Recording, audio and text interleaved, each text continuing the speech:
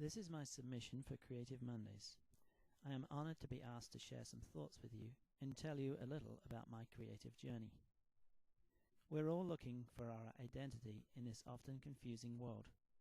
A lot of what is presented to us through the media is something we can identify ourselves with, but some of us are looking for an outlet for the creativity that is within. Watching TV or browsing Facebook is just not enough. Recently, I discovered an online community of writers on Twitter. They have been perhaps the biggest inspiration to me personally in my creative journey. As a lifelong gardener, I have always enjoyed nurturing new life, and while in the nursery industry, work fulfilled a lot of my creative urges. In 2009, I moved from England to America to get married. While working at a nursery in Missouri, I started a Twitter account, choosing the username Constant Gardener, which was a nod to one of my favorite authors, John le Carré. Sometimes it takes a lifestyle change to open up new areas to us. When I emigrated, got married, and changed jobs all within a few months, it felt like a transplanting process. Roots were broken, but new ones were made, and the gardener root was still the strongest. However, in 2012, I left the industry and started work in a food processing plant. I soon found I enjoyed the work, but the creative possibilities were limited, to say the least. I had more days off to work in my own garden, but found a 12-hour work shift could be soul-destroying. So I upgraded my phone and started browsing the internet on my breaks to pass the time. In the spring of 2014, I stumbled on a couple of poets on Twitter and started to follow them.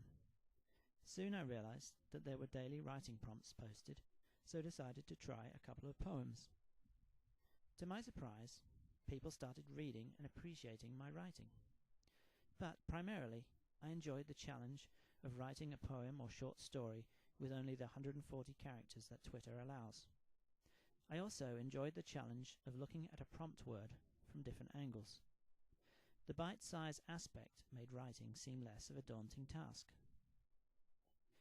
In August 2014, I started a writing prompt on Twitter myself.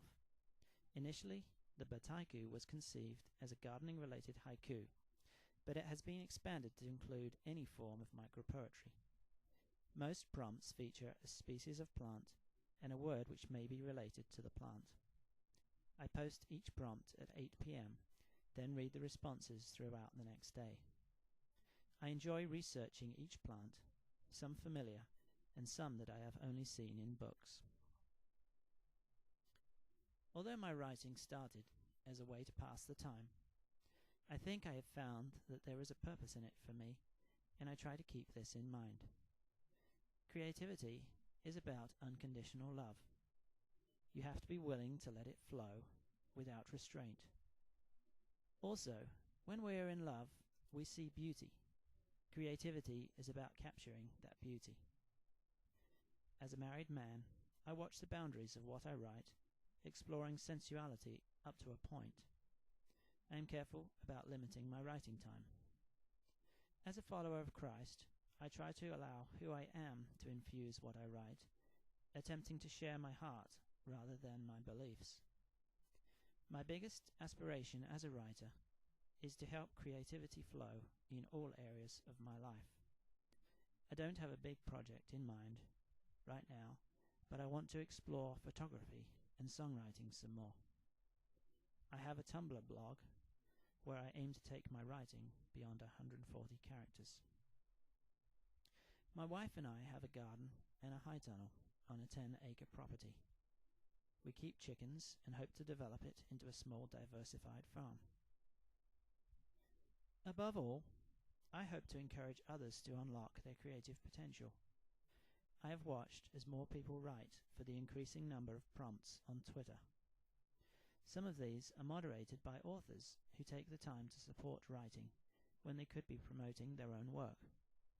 Many of us in the writing community have made lasting friendships, even though most of us have never met.